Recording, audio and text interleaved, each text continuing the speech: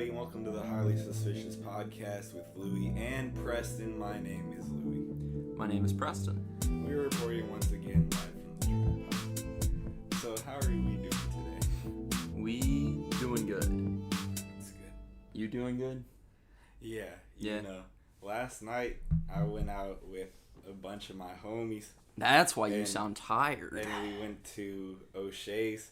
And at the door, they scanned our IDs, and Caroline's ID didn't scan. Did they cut our card? Obviously. They didn't cut it, they didn't take it, but we couldn't get in, so we couldn't fucking do shit, basically. Sad. So we just went home. The drinking age should be 19. We just went home. Damn, Louie. That is sad. The drinking age should be 19. Fuck that. It should be 18. Should be 18. Fuck it. I feel like America might agree to 19 more likely than they would 18, though, you know? Yeah. You'd be like, well, as long as they're not in my fucking house. What time was it? They really be carding like that? I've heard people go to O'Shea's before they start carding, and I'll just hang out there. That's smart, because we were there past 10. You know, we didn't show up until they would. Yeah, they definitely. But it's whatever. So, we're actually celebrating today. Or hopefully we will be. We will be celebrating by the time this comes out. Because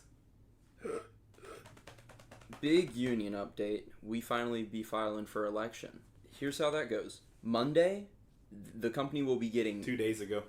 Yes. The company should have gotten an overnight, certified overnight mail directly to our headquarters and a email to whoever has to process all of the emails for the company. So probably our fucking HR lady or some shit. It will be saying that we have the numbers to file for election, which means that for the minimum, it's 50% plus one person. But we're well into 60%. A super majority. Yes, a true super majority. And it's hilarious because it's the company helped us. For me, that's what it felt like. Because it felt like I was struggling for a while to get signatures, felt like people were leaving faster than we could sign, and they were. If you look at the numbers, they did. For maybe last month, that actually happened, and we got below 50%. We had to get 10% more in a faster amount of time than we had any other time getting signatures. Congratulations, Heine brothers. It's you crazy. Played yourself. You played yourself. And that was the moment they realized they fucked up. For real, it felt like for the past couple of weeks, all the new hires that I've seen in the past month have been people who are like, yeah, sure, I'll sign. Which was not... See, I knew that having some people leave could play in our favor. Because we had a couple of people there who were just like, I'm not going to sign. Kind of kept saying, oh, I thought I already did, or I thought that was done with. The past, 5 people to get hired at my store, I did not even have to convince. One of them is literally a, Maoist-Leninist. I had to do zero convincing. They immediately were on board and started helping us get signatures and shit. That's dope. Which is a huge commitment. I'm looking at our group chat for all the people who have been to, the union meetings and stuff like that, and it's 70-some people. But we have to have more than that for us to be at our supermajority. So there are a bunch of people who have signed who just aren't in the group chat. But there's for sure a supermajority. It's 100% chance that yes, it's going to happen. It should be happening. It's just how hard the company's going to fight back. That is what we are getting into now. This is when we're going to start having... Because we've had some, wow, they really don't give a fuck sometimes. Because, the fact that... We can talk about everything now, right? Yes. So, the thing is that we compiled evidence for a case against them, or we personally did not, but the Department of Labor sent an investigator to a bunch of different Heine brothers to talk to a bunch of different people to determine that they have not been doing tip polls right, because they were including managers in the tip polls for at least the past 2 years. And so they owe everybody who's worked there in the past 2 years a fuck ton of money. For me personally, it'll probably be around $2,000, and they lawyered up when they got served. And they just got an extension, which, of course, they could have done that without a lawyer. That's pretty common sense shit. You just ask for an extension for them to, get the numbers in. Because as soon as they get the numbers into the Department of Labor, a week later, payout should be going back. August 13th. they will have to have their information in to the Department of Labor as soon as that happens, like a week later. That's soon. That's fucking soon. And that's a lot of money. And that's really going to hurt them right as they're going to be, like, really fighting us. So, like... It should limit their abilities. Exactly. So, they're probably just going to start doing some really shitty stuff. Management's probably going to be way more present at stores than they have been. Because I just got a new manager. I have not seen upper management in my store for a while. He's kind of settled in. I've been loving it. And I'm, like, not... I'm having to mentally prepare myself to see upper management in store regularly. Yeah. Because they piss me off. Their job is to come in and act like they know what the fuck they're doing better than I know how to do the job that I've been doing for the past 2 years. Right. You know? They're fucking annoying by nature. That is their position. They are actually going to have to, like, in a way, or at least they will feel like they have to, start doing some shitty stuff to us. Like, one of the things that's likely to happen is that they are going to remove the, like, floor mats from the back space where we work, which removes our cushion from the floor. Makes it more dangerous. Makes it, yes, because easier to slip. Yes, and because it's cushioned. So they're going to literally physically fuck with our ability to do our job. And that's something that they're going to do? That is a common tactic when places like this unionize. Like, in the fast food industry, that happens. I hope that doesn't happen.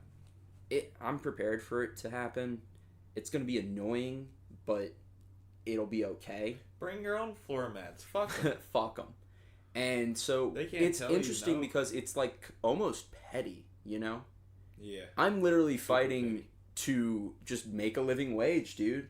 Which, as a company who promotes themselves as being very liberal, very fair, you should have an incentive to actually be able to treat your employees with dignity. Like, if that is how you sell yourself.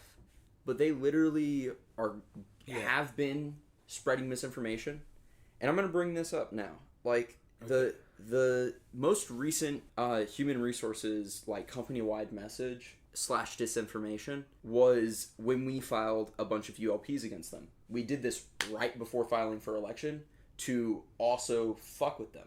Because they're fucking with us. We should be able to play that game too. Yeah. And so we filed a bunch of ULPs against them. They ended up sending out a message. ULPs, in case we forget, unfair labor practices. So it's when you, the employees, compile evidence of unfair labor practices against you. And I don't know what could become of ULPs, like, as they are, like, won. Like, if it is proved that the company has been doing these things. Maybe they do have to compensate us, or maybe it is just a checks and balances thing to where they actually have to correct the things that they have ULPs for. Yeah. Those are the two scenarios that I could imagine for something like that. And it's interesting because the response that they gave was, as you may have heard, union organizers have filed unfair labor practice charges against Heine Brothers. This is pretty common during union organizing campaigns. It is, but it's because it is one of the few tools that the employees has to use against the company, and because it usually takes the organization of the employees to notice the ULPs. Okay, keep going. The allegations are untrue, and we will be defending our company against them, so they are going to lawyer up. As we have said, we respect our employees' right to support or oppose union organization, and we will continue to do so. Is that true? They really haven't been, by sending out disinformation and kind of saying repeatedly, we don't feel like we need a union. The most we support your, like, decision to try to organize would be not sending out shit like this. Yeah. And so they said, that said, we believe a union does not make sense for our company. So they immediately follow that with that. For our entire history, we have been committed to keeping our stores healthy and positive places to work, and where all can be themselves and know they will be treated with respect and dignity. We remain committed to being this kind of company. We are intensely proud that some of you have worked with us for 5, 10, 15, and 20 plus years. We have never before been accused of unfair labor practices, so we will be sharing updates on this process when and as we can. And where's the disinformation? So the disinformation is like saying this is pretty common during union or like the fact that it's not like, oh, we have done these things. They're absolutely denying any of these ULPs, and they are basically saying it's the union's fault. Like, the union is the one, like the union hall is the one filing it. But it's literally, it's the employees have noticed these things because they're finally organizing. Yeah. And then they're just like, we've never been accused of any of this, which... Nobody's accused of anything until they are. Right. But it doesn't mean it's not happening. Yeah. It's true. They say that all the time with, like, rapists and shit. Mm-hmm. Like, no one's ever had a complaint against this person before, and it's just like, well... So? There's a first time for fucking everything, isn't there? Yeah. Well, and the be treated with respect and dignity. Half of the people who are unionizing, who are organizing, if you ask them like what's something that they want to change, it's to feel respected. It's to feel like you're being treated with dignity at work, because the reality is, all labor is, like, there should not be this hierarchy of labor in our mind. Everybody's just out trying to survive, Yeah. Like, just because this is how I support myself does not make me any less than anyone. And, like, they like to treat us like we are unskilled laborers, but one of my favorite things to come out of this, one of my favorite things that I've learned while trying to organize is reading an article that says the CEO picked up a shift at a store once and slowed things down on the bar so much that the employees basically had to kick him out. But they like to treat us like we're unskilled laborers, and that they've also sent out a message saying the union hall and the employees trying to organize don't know how to run a small coffee chain. Like, we're not the ones who run the business for them. Yeah, right. And, like, it's people who are, like, assistant managers who have helped really get this thing going. Like, it's the people who know how fucking bad it is. Because the assistant managers have to take care of the store half the time, and they're not even getting fucking paid for it. And they bring up you've worked for us for 5, 10, 15, 20 plus years. Some of the people who have been there since the company, like, started are now working at headquarters in some position, because they do like to hire within the company. I know somebody who just got hired at the roastery.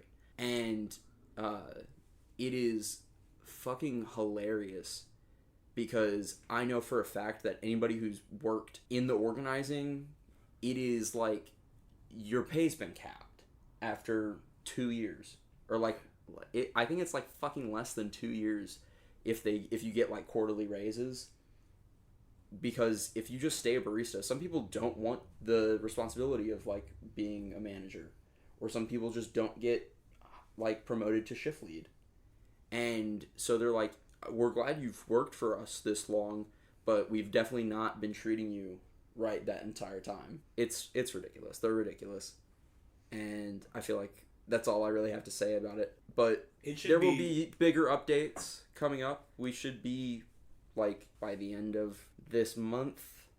Not this month, but next month. It should be frowned upon, definitely, that they try... It's just common for companies to deny that they have any unfair labor practices. Right? Like, they treat it like they're, like, a criminal in court. Yeah. Lawyer up. The fact why that don't they ever just go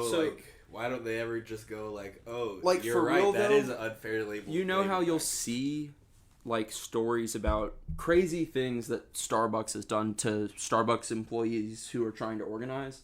Like, the fact that we just had a store close because they have been trying to organize is exactly what Starbucks does. So we're going to start seeing Starbucks and like Amazon union busting tactics. But it's too little too late.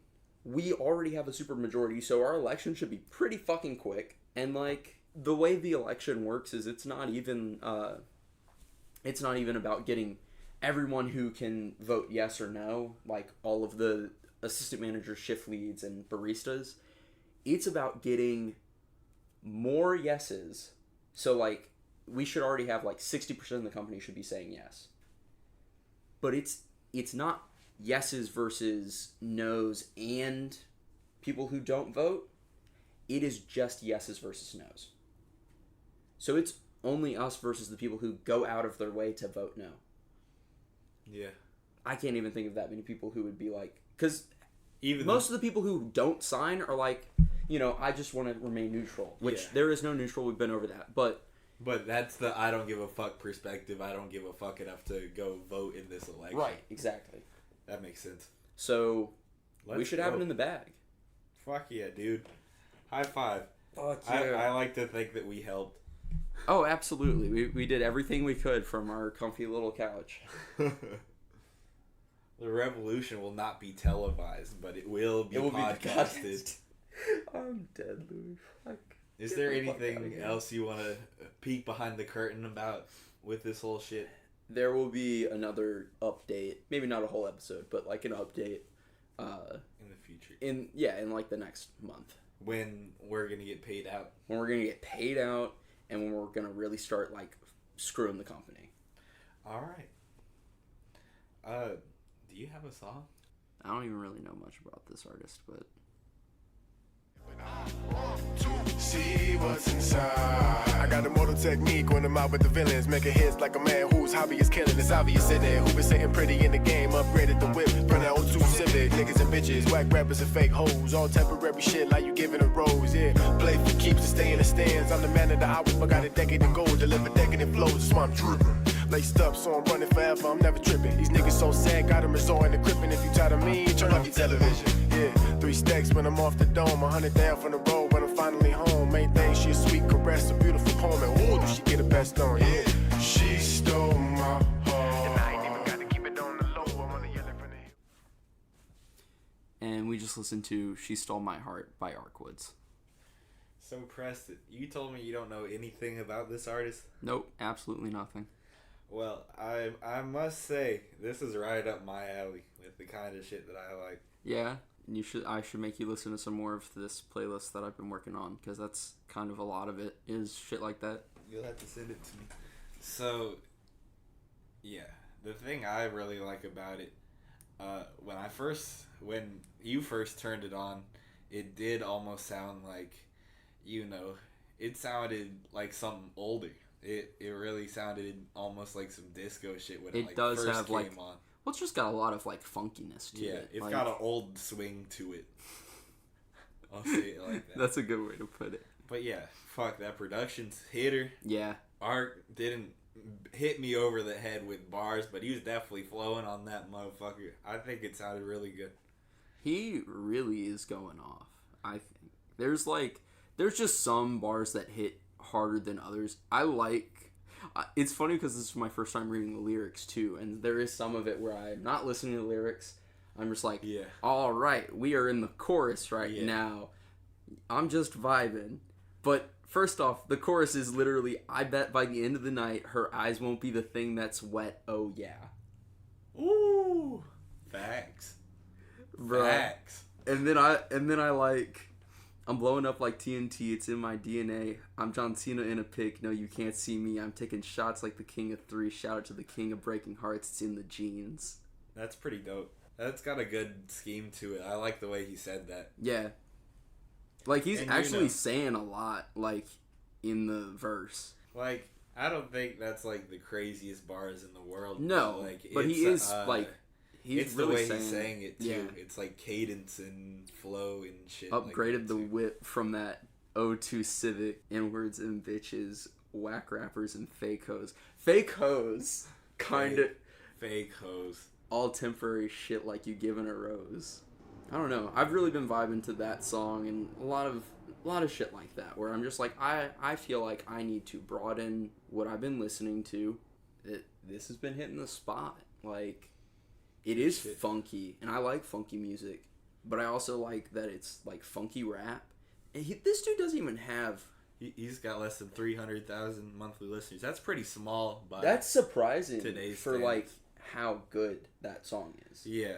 That's definitely one of those songs where I feel like I should have heard it. Mm-hmm. And that's what's fucked up about, like, we talk about this all the time. Bro, he's Hawaiian. He's a Hawaiian rapper. That sounds like Hawaiian music to me. To you. I didn't know Bruno Mars is from Hawaii. And J. Cole. His influences include fellow Hawaiian Bruno Mars, the Soul Train era, and J. Cole. Oh.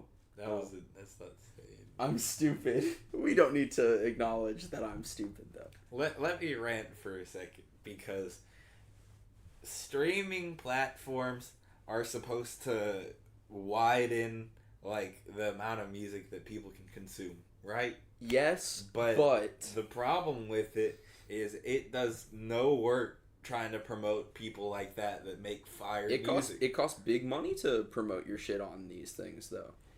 That's the reality. It's now people don't give a fuck about like trying to find good music. They just end up listening to what they've listened to because there's such a back catalog of all the music in the fucking world. Yeah. That people do have the option to just listen to shit that they've heard before and stay comfortable. I don't really like that though. Really getting out there. Like I'm always looking for new music. That's true, but we are not like most people, Louis. I know. You know? And that's fucked up though, because it is. Because people are so comfortable in their playlist. And I'm constantly making new playlists just because I don't want to do that. And part of the reason why, it's the same principle as like the Netflix like movie selection. Absolutely. Where you know what's good that they're promoting because you've already seen it. Exactly. And all the things that you haven't listened to, you don't want to listen to. Mm-hmm. You know, so when a lot of, what mainstream artists that you don't like, that you know that it's going to come on and you're just going to be like, I don't really get it. Yeah.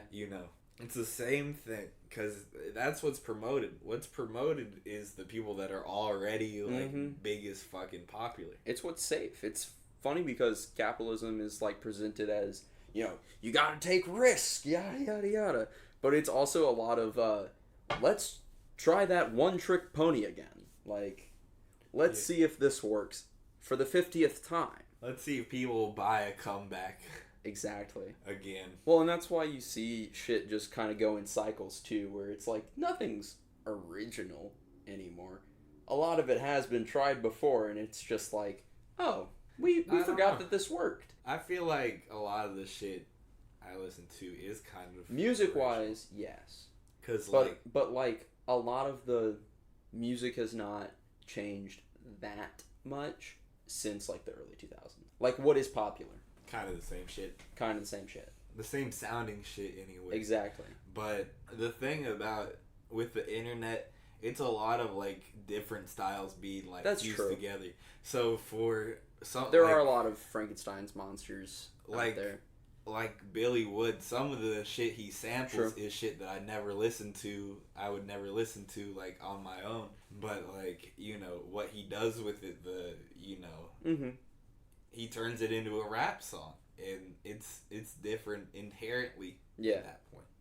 I also mean like culturally, That's why everybody's like, oh my god, like the 90s are back when talking about fashion, or people we've been over. Fashion definitely goes. We're talking about people who are, we've talked about people who are like Y2K, bring Y2K back, because hell no. And it's funny because it's like movies, there's always reboots. Always reboots these days. Like the fucking Buzz Lightyear movie that was a flop. I heard some people said it was good, but I've heard people say it was good, but I also know nobody has seen it. Those are the two things I know about it. I want to bring up a conversation from the other day. Okay.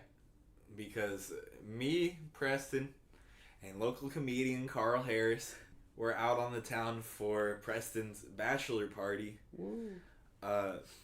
But somehow the Angry Birds movie came up. Oh my god, that was hilarious. And one of the things I said was, if we were tasked to make an Angry Birds movie, it would be fucking amazing. And it would be fucking amazing because it would be hilarious. Like, actually funny and captivating. Because we would actually put effort into it. Right. If we made an Angry Birds movie, we would have, like, subplot and lore. Yeah. Like, genuinely, knowing us, there would be subplot and lore. We would make the and, like, there would be an Angry Birds canon by now. We'd make the best goddamn Angry Birds movie, and they would have made 7 of them by now. You know what I think would have been the best? Honestly? What? You remember when they did Angry Birds Star Wars? And some of the birds had powers and shit? Yeah. Because that was cool. I liked that game more than the regular Angry Birds because it changed up your playstyle. Yeah. you know how there was the Family Guy, like, something dark side guy? Yeah. I thought that shit was hilarious, and I love spoof movies. Imagine doing an Angry Birds spoof Star Wars storyline. I think it'd be hilarious. I feel like there's something niche enough about that we could do literally anything. That would be so bad. That's too far. That's too far. Too complicated? Would we just enrage all of the Star Wars fans? What can we do with the spoof that hasn't been done 1,000 times already? Make it bird related, have a bunch of space bird jokes. God damn it. Done. Alien birds. But yeah, that's what I was saying. Like, so many of the reboots are just like a cash in, cash out, absolutely, cash grab. But I will say, movies like Top Gun, the new one, yeah, they actually put effort into it to actually making a good movie. So it just depends on who you have. I think that's a good point. And what if they actually care, because the vast majority of reboots, people don't give a shit. Even the Star Wars reboots, those directors did not give a fuck about that. They were getting paid fucking $billion. For me, it's what do you feel about? I don't know. For me, I like old RoboCop and I like the newer RoboCop. Totally. Like, I concur. Even if it's not like unique, it is almost exactly the same storyline. It's just kind of interesting because it's one of the few times where I'm like, this needs CGI. Because the CGI kind of made it like an amazing action movie. Yeah. And it kind of just fits that niche of just like, I'm a boy, I want good explosions. Yeah. And what's one reboot that you would touch if you had like one movie that I would reboot? Yeah. I think the original Mummy with Brendan Fraser was fucking awesome, and I felt like the Tom Cruise Mummy was terrible. Yes. And did you hear about all the shit around that? How there was supposed to be like a monsters multiverse where it would be like the Mummy. I loved that idea. But because that was the first one and it was fucking terrible and it flopped, it just went out the window. It's kind of like the DC multiverse where it's just like you got too many bad eggs, like you fucked it up. And I love like old like scary monster movies. Like Dracula's great. And it would be hilarious for them to go with that mentality and end up having crossovers and shit. Like that's where you go if you have a multi storyline reality happening all at the same time, roughly. Do you know what Abbott and Costello is? No. So it's just this it's like this show. It's like a comedic duo, and there's this one Abbott and Costello movie where they had like all the monsters in it. There was like Dracula. They were trying to bring Frankenstein back from the dead. Oh my god. There was like a Invisible Man. There was a bunch of shit. Good old fashioned Invisible Man. It was fucking hilarious. And I just feel like doing something like that just makes it feel like Scooby-Doo almost. Yeah. I feel like comedy and horror just should go naturally. Yes, they together. should. There's something. Well, so I've heard it be said that part of what makes something funny is you being uncomfortable. Like you have to be uncomfortable to find something funny. But they're correlated. But the other half of that is feeling like safe. Yeah. So it's like if you feel uncomfortable, but you know that there's like no danger, you're almost reacting to yourself being uncomfortable. Yeah. It's why like there's shock comedy where somebody just says something outrageous on a stage and it gets hella laughs.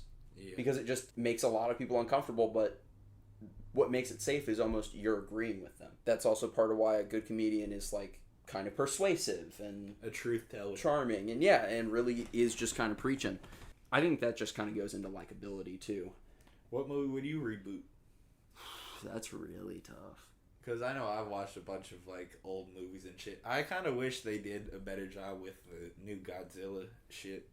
Yeah. I feel like that could have been done better. I feel like they did a good job for a little bit. Like I liked that there was like crossover and shit. Yeah, that was an entertaining movie, but it was not like, great. It's just like one of those blockbuster type movies. Yeah. know? And that's what it's going to be at its root.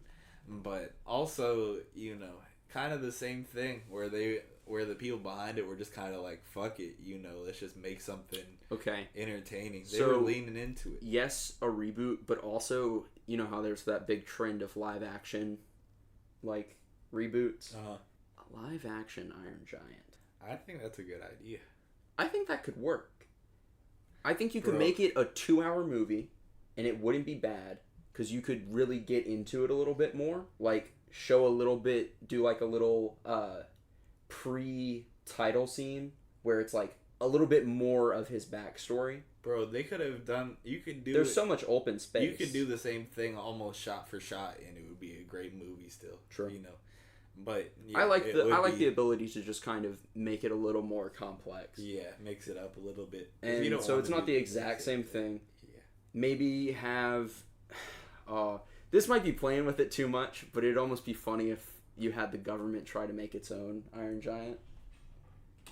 You know? That would be funny. That would be funny. Bro. That would be if it was not live action. If it wasn't live action and I was just making a sequel, the sequel would be that the government tries to make its own Iron Giant. I don't know if I've told you this already, but my dad is convinced that Iron Giant is a live action movie. He does not believe that the version he saw was a cartoon. And we're like, Dad, so it's he has not seen it in that long? Yeah. In his head, he's just like, I remember seeing a live action movie. Does he not like it? Well, he's kind of prejudiced against cartoons. You know, he thinks it's kiddie shit or whatever. Get the fuck out of here, old man. But, I mean, he said he liked it, and that's the only Iron Giant movie he's seen, but he still thinks that it's a live action That's because he liked it. He was like, there's no way I liked an animated movie. Yeah. That's funny. That's what memory can do with you. That's Maybe true. It's like a Mandela effect thing. And he's from a different dimension. He's from the reality where it is a Iron Giant. Exactly. And I did this podcast with the original creator of Iron Giant. Is that how that works? This is where Hollywood elites fail and crawl to. Podcasting. Yeah. Dang, we really skipped over that stage though. That kind of sucks. I would have liked to be a failed Hollywood actor. I mean, we're all failed Hollywood actors because we haven't succeeded at it. Okay. Any final remarks? Any hot takes? News stories? Biden has COVID and cancer. Wait, really? You didn't know that? I didn't know that. I think I saw that story pop up that he was like sick, and I just said, no thank you. He had COVID. He had COVID or he has COVID? Has. Probably will have long COVID because he's an old man. Yeah. And just like skin cancer that they've been zapping off. Damn. But yeah, he's fucked up. Damn. Kamala, here we come. Oh, please, God, no. She was actually one of the first... when we said it couldn't get any worse. She was actually one of the few people running who I was like, absolutely not. Well... she didn't become the president, so... Yeah. Well, wasn't it that, like, she was being mean to her staffers? Bruh, I remember that. Bruh, I love the actress that plays her on SNL. Yes, she's hilarious. She's so perfect. She's so committed, too. In my head, I've conflated the two. Yes. Honestly, yeah. There are some SNL bits where it is, if you imagine the person, you imagine the SNL character. And that's hilarious because that just shows the power of SNL. Who do you think of like that? Kamala Harris, like straight up. Like I absolutely picture her and I'm like, damn, they look too similar. The Alec Baldwin thing was annoying. Yeah. Because it was just done so much. It was overdone. It was so overdone. And it's just like... The guy they've been having play Biden is actually pretty good, too. Who do they have for Biden? It's some guy I don't even know from anything else, but that's kind of what makes it perfect. Like, I don't even know if they're a regular SNL, like, person. Bro, Biden looks like old Captain America. Lightweight. But that really says something, you know? Yeah. That's just how white that man is. What? The teddy bear? What if I just pulled the fucking teddy bear shit off? Have you seen The Mist before? Have you seen that I like movie? The Mist. That It's kind movie of is creepy fucking and scary hilarious. and like, Yeah. but also like, it does have some goofy scenes. Where they're in the grocery store, right? That's what that movie. Because I think There's there's like different renditions of it. There is. There absolutely is. But like, bro, the end of the movie is so fucked up because The monster. because they take a car and they drive it outside of the mist or as far as the tank could go, and they're still in the mist, and they have Bro, that two- is fucked up. They have two old men in the car. The dad has his son, and there's this bitch that he wants to fuck, basically. And there are 5 bullets, or there's 4 bullets and 5 people. So he fucking kills his own son, kills the 2 old people, kills the lady, and he gets out of his car and he's like, "Monsters, take me!" And then the fucking army shows up and he's saved. And God he just damn. had killed his fucking child like 2 minutes ago. God damn. God damn. If you did a reboot of that, like, because there are different renditions of The Mist, I'm pretty sure. If you had your own version, is there any monsters, or is it just kind of like you don't see them? It's like, because I think, honestly, It probably would have been better if you couldn't see them, if you didn't see them. yeah, I think shit like that's scarier, because there's like this inescapability to it. Yeah, Where it's just 'cause like you don't you're know just what it fucked is. no matter where you are. Yeah, and it's so mysterious. There's like no understanding But it. they did make the things freaky, even if they were shitty CGI. They were shitty CGI. Because, like, there were, like, these flies with, like, scorpion tails. And one of those things stung that one cashier bitch. And her fucking, like, whole ass neck was swelled up like this. Oh my god, I haven't seen that in so long.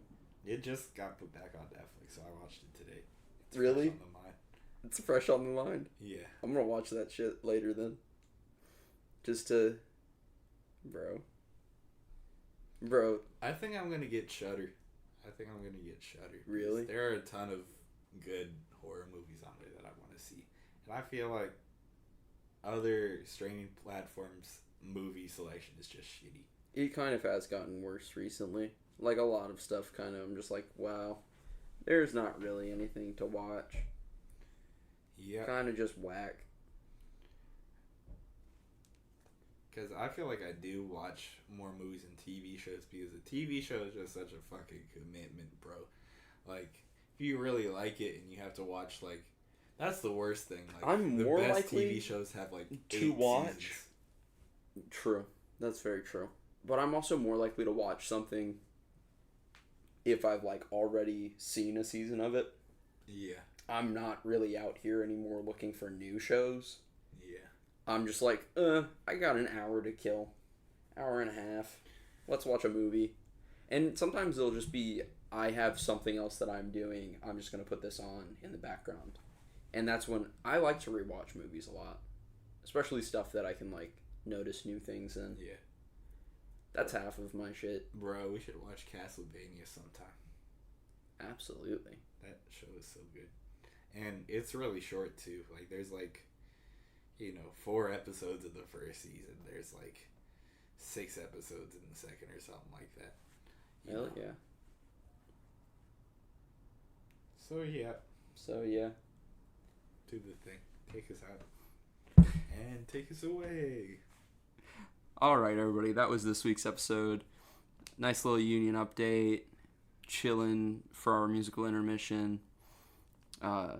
Just kind of some casual hanging out on this episode. Hopefully we'll get some guests next week, and hopefully the week after that. We're trying to have maybe one just us episode every month and kind of get as many guests as we can. We really want to spice things up around here. Is this an outro?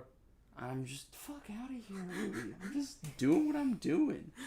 Let him cook. You piece of shit. All right, we're out. Louis telling me to stop.